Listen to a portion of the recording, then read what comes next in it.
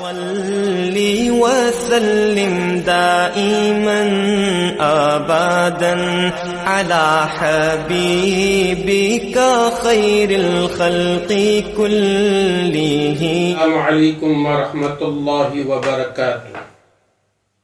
نحمده ونصلي على رسوله الكريم اما بعد. محترم و مکرم سامعین کرام و ناظرین عظام، امام ابو حنیفہ رحمۃ اللہ علیہ کی تواضع. آپ حضرات نے بارہا امام ابو حنیفہ رحمۃ اللہ علیہ کا نام سنا ہوگا. فقہ کے بہت بڑے امام ہیں. اللہ تبارک و تعالی نے بڑی ہی فراست ان کو عطا کیا تھا. بڑے بڑے مسائل کو چٹکیوں میں حل کر دیتے تھے. اتنے بڑے امام ہونے کے باوجود تواضع دیکھی، انکساری دیکھی، اپنے آپ کو چھوٹا سمجھنا دیکھی. امام ابو حنیفہ رحمت اللہ علیہ کے خدمت میں دوپہر کے وقت میں ایک نوجوان آیا. امام ابو حنیفہ رحمت اللہ علیہ کے گھر ایک نیچے ایک اوپر تھا. نیچے کھڑے ہو کر آواز لگایا، حضرت میں آپ سے ایک مسئلہ معلوم کرنے کے لیے آیا. امام ابو حنیفہ رحمت اللہ علیہ اوپر کے کمرے سے اتر کر نیچے آئے. پوچھنے لگے، بھائی کیا مسئلہ معلوم کرنا ہے؟ اس نوجوان نے عرض کیا، ایک مسئلہ معلوم کرنے کے لیے آیا تھا اور آپ کے قریب میں آیا تو میں بھول گیا ہوں. تو امام ابو حنیفہ رحمت اللہ علیہ نے فرمایا، بھائی اب جاؤ، جب تمہیں وہ مسئلہ یاد آ جائے پوچھنے کے لیے آ جانا، میں ضرور انشاءاللہ اس کا جواب دوں گا. یہ کہے اور امام ابو حنیفہ رحمت اللہ علیہ اپنے اوپر والے کمرے میں جا کر آرام کرنے لگے. دوپہر کو خیلولہ کر رہے تھے. خیلولہ کہتے ہیں دوپہر کا کھانا کھانے کے بعد تھوڑی دیر آرام کرنے کو. یہ اللہ کے نبی کی سنت بھی ہے. امام ابو حنیفہ رحمت اللہ علیہ جا کر خیلولہ کر رہے، آرام کر رہے.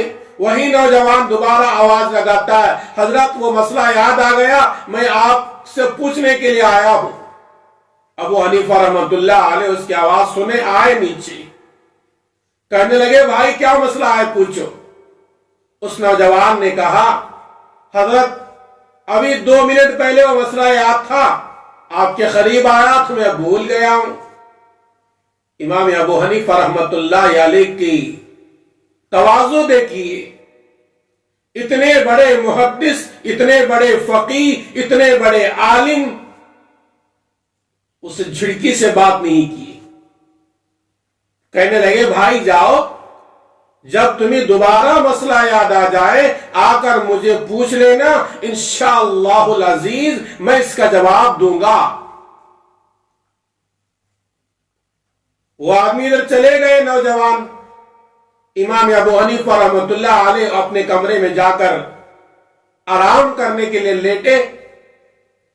تو پھر وہ نوجوان آ کر ہی سوال کرتا ہے، حضرت وہ سوال یاد آ گیا، آپ جواب دے.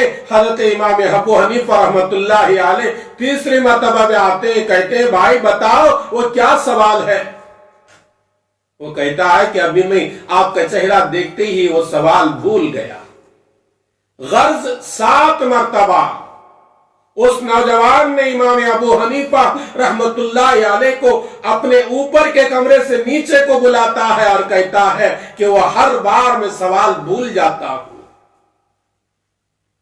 امام ابو حنیفہ رحمت اللہ علیہ 7 دفعہ بھی اسے جھڑکی نہیں دیا، اسے نہیں ڈانٹے.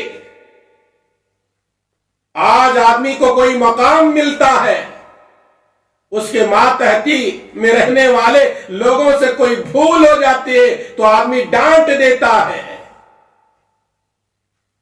چاہے وہ مسجد کا ذمہ دار کیوں نہ ہو، چاہے وہ مدرسے کا ذمہ دار کیوں نہ ہو، چاہے وہ اسکول کا ذمہ دار کیوں نہ ہو، چاہے وہ کوئی رفاع عام ادارے کا ذمہ دار کیوں نہ ہو، چاہے وہ بستی اور شہر کا ذمہ دار کیوں نہ ہو، چاہے وہ گھر و خاندان کا ذمہ دار کیوں نہ ہو، جو ذمہ داری پر کرسی پر بیٹھتا ہے وہ اس کو بھول جاتا ہے ایک دن یہ مقام ہٹنے والا، یہ کرسی نکلنے والی، یہ پوزیشن ختم ہونے والا، اس کے ماتحتوں کے ساتھ جھڑکی کے ساتھ کام کرتے ہیں، اسے جھڑک دیتے ہیں۔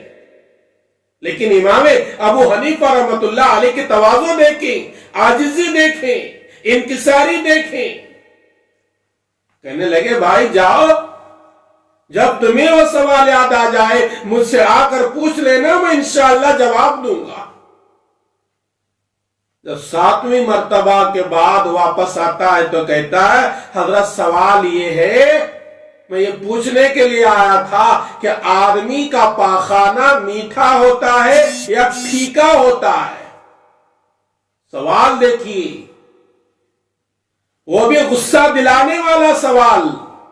ابو حنیفہ رحمت اللہ علیہ غصہ نہیں ہوئے، ناراض نہیں ہوئے، کہنے لگے اللہ کے بندے، جب پاخانہ تازہ رہتا ہے تو وہ میٹھا رہتا ہے، جب وہ سوکھ جاتا ہے وہ پھیکا ہو جاتا ہے۔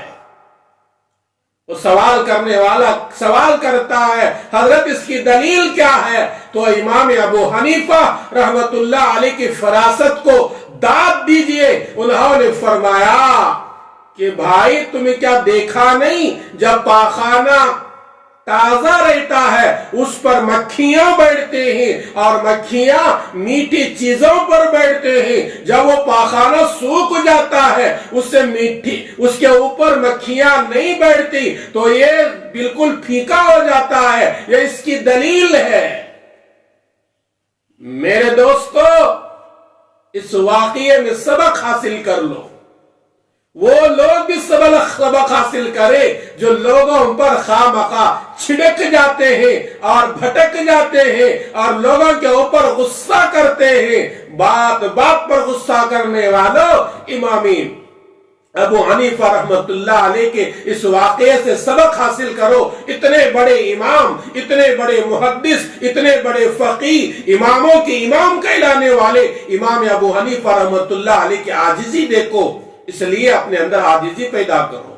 آئیے اللہ سے دعا کریں، اللہ تبارک و تعالی مجھے بھی اور تمام حضرات کو بھی عاجزی کے ساتھ زندگی گزارنے کی توفیق عطا فرمائے۔ آمین۔ السلام علیکم ورحمۃ اللہ وبرکاتہ۔